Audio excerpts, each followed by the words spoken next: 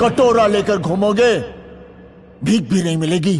तो पाकिस्तान दो हिस्से में बचा हुआ था, एक पश्चिम पाकिस्तान जिसको अभी का पाकिस्तान कहते हैं, जो भिखारिस्तान है, जहाँ पे सारे भिखारी इकट्ठा होते हैं, वहीं जिसको पश्चिम पाकिस्तान बोलते हैं उसी को।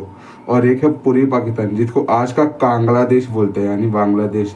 तो वो क्यों हो कैसे हो इसी को बताऊंगा, तो बने रहना। तो हजारों किलोमीटर की दूरी, अलग भाषा, अलग संस्कृति, लेकिन सत्ता सिर्फ एक के हाथ में, वो भी सिर्फ।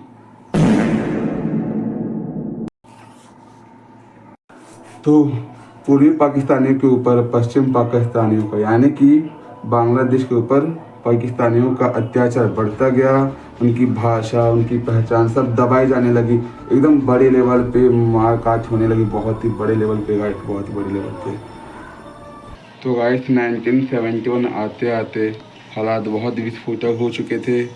पश्चिमी पाकिस्तान पूर्वी पाकिस्तानी के ऊपर बहुत ही मास लेवल पर मारकाट कर रहे थे, बहुत ही अत्याचार कर रहे थे, बहुत ही बड़े लेवल पर मारकाट की। उसके बाद पूर्वी पाकिस्तान के सारे लोग अपनी जान बचाकर भारत की सीमा की ओर घुसने लगे। तो गाइस देखते ही देखते एक बड़ी मात्रा में, एक बड़े लेवल पे लगभग 1 करोड़ से भी ज़्यादा के शरणार्थी भारत आके बस चुके थे।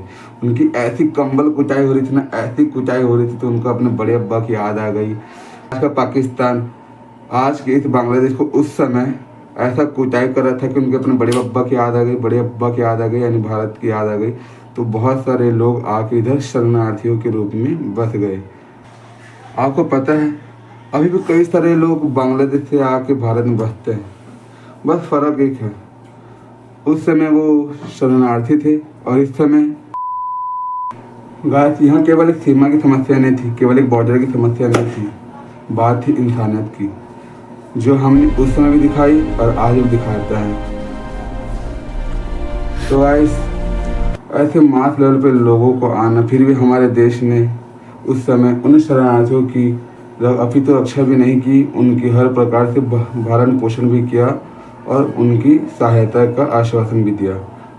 तो गाइस 3 दिसंबर 1971 को पाकिस्तान ने अचानक से अपने अब्बू को छेड़ दिया, यानी कि भारत के कई एयर बेसिस पर हवाई हमले चालू कर दिए और उनको लगा, पाकिस्तान को लगा कि भारत डर जाएगा। और रियली यही गलतफहमी तो हर बार तुम्हारे देश को डूबती है। तुम ऐसे गलतफहमी पाल लेते हो कि हम अटैक करेंगे, भारत डर जाएगा। इसी कारण तुम कभी भी सामने से नहीं लड़ पाते, पाकिस्तान कहीं भी भारत का सामने से नहीं लड़ पाता। इस युद्ध के बाद पाकिस्तान कभी भी भारत के सामने से नहीं लड़ पाया, क्योंकि उनकी ऐसा कंबल कुचाई, ऐसा उनको कूटा गया ना इस 1971 के युद्ध में कि वो लोग कभी भी सामने से नहीं लड़ते, वो लोग हमेशा पीठ पीछे वार करते हैं। लेकिन उसके जवाब में भी जब उनको उत्तर मिलना चालू हो गया तो वो लोग, तो अब मुझे नहीं लगता कभी वो सामने से लड़ पाएंगे, कभी भी नहीं। उनको फर्ज के चार हो जाती है उनकी। तो भारत ने युद्ध की औपचारिक घोषणा कर दी, जिसके बाद भारत ने थल सेना, नौसेना और वायुसेना तीनों मोर्चों पर एक साथ धनिया बुना स्टार्ट किया, यानी कि हमला करना। पूर्वी पाकिस्तान में हमारी भारतीय सेना बहुत तेज़ी से आगे बढ़ रही थी और हमारी भारतीय नौसेना ने कराची बंदरगाह को पूरा शमशान घाट बना दिया था। और यह युद्ध हथियारों से नहीं, मजबूत रणनीति और मनोबल के साथ लड़ा जा रहा था। यह युद्ध देश के प्रति प्रेम, आत्मसमर्पण और एक अच्छे जज्बे के साथ लड़ा जा रहा था। युद्ध खुद के लिए नहीं और किसी के नुकसान पहुंचाने के लिए नहीं, अपितु किसी की रक्षा करने के लिए लड़ा जा रहा था। इसलिए हमारा देश दयालु है, कायर नहीं। तो यह युद्ध केवल 13 दिन में ही समाप्त हो चुका था और इतिहास में तो छोटे लेकिन सबसे निर्णायक युद्धों में से एक था। तो 16 दिसंबर 1971 पाकिस्तानी सेना ने ढाका में आत्मदाह कर लिया। आत्मदाह नहीं, आत्मसमर्पण। तो आत्मसमर्पण कर दिया।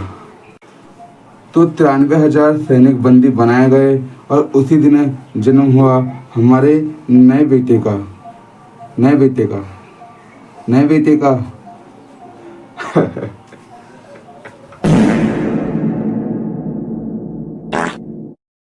हाँ, मैं बात कर रहा हूँ, बांग्लादेश की बात कर रहा हूँ, जिनका जन्म हुआ। अब बेटे उत्पात हो जा रहे हैं, क्योंकि आजकल बाप मारते नहीं तो उत्पात हो जा रहा है ना। लेकिन है तो बेटे और बाप तो बाप रहेगा। तो इस युद्ध में सिर्फ सेना ही नहीं लड़ी, दृढ़ इच्छा शक्ति के साथ खड़ी थी हमारे भारत के प्रधानमंत्री माननीय इंदिरा गांधी जी। तो पूरी दुनिया के दबाव के बावजूद भी उन्होंने पीछे हटने से बिल्कुल इनकार ही कर दिया और इतिहास ने उनके इस फैसले को सही साबित किया। Well, surely that the massacre there stops, the rape stops. तो 1971 का युद्ध सिर्फ एक सैन्य विजय नहीं था, यह प्रमाण था कि जब कोई राष्ट्र इंसानियत, साहस और दृढ़ संकल्प के साथ खड़ा होता है तो इतिहास भी इसके सामने झुक जाता है। और यही वजह है कि 1971 सिर्फ एक साल नहीं, यह भारत की एक शौर्य गाथा का प्रमाण है। तो गाइस, इसी के साथ इस डॉक्यूमेंट्री वीडियो को यहीं पे करते हैं समाप्त। तो आप अगर ये वीडियो आपको अच्छा लगा हो तो लाइक सब्सक्राइब करें या नहीं करें कोई फ़र्क नहीं पड़ता। मैं तो एक ब्लॉगर हूँ, मैं डॉक्यूमेंट्री वगैरह बनाने नहीं जानता, ये फर्स्ट टाइम है। वो भी क्यों बना रहा हूँ, मैंने अभी हाल ही में बॉर्डर तो देखी, उससे पहले मैंने पार्ट 1 देखा था और मैं झूठ नहीं बोल रहा हूँ। दिल इतना देशभक्ति से भर गया कि मेरे मन में आया कि चलो यार एक तो बना के देखते, ट्राई करके देखते हैं। तो इसलिए हमने ट्राई किया और बनाया। तो आपको अच्छा लगा हो तो बस इंडियन आर्मी के लिए कुछ ना कुछ कमेंट में ज़रूर लिखें।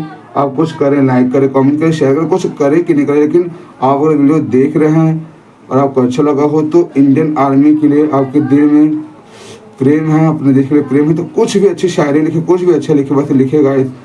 मैं जब सुनता हूँ ना अपने भारत के शहीदों को जिन्होंने अपने घर द्वार के, अपने फैमिली घर के बारे में नहीं सोच के हमारी रक्षा के लिए बॉर्डर पे मरते हैं, तो उनको क्या पड़ा है यार, उनको क्या पड़ा है कि हमारे लोग मरेंगे, उनको क्या पड़ा है, उनके भी घर है, उनका भी फैमिली है, फिर भी वो लोग हमारे लिए वहाँ मरते हैं।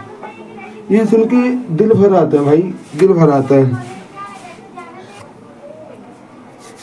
अगर वो लोग हमारे लिए इतना कर सकते हैं तो हमारे भी थोड़ा रिस्पॉन्सिबिलिटी बनता है गाइस, कि वो लोग देश की रक्षा बाहर के दुश्मनों के लिए कर रहे हैं, तो कम से कम हमारा इतना रिस्पॉन्सिबिलिटी बनता है कि हम अंदर से रक्षा करें। हमसे जिस प्रकार भी देश का हित हो रहा है अंदर से, तो हम करें, देश की सेवा करें, लोगों की सेवा करें, जो भी हो रहा है, जैसे हो रहा है, अपने मन में जिस प्रकार के भाव आ रहा है, तो देश की सेवा में जितना भी योगदान दे सकता अपन देना चाहिए, हम लोग को देना चाहिए गाइस। तो यार उनको बस यार राधे राधे, जय हिंद, जय भारत माता की जय।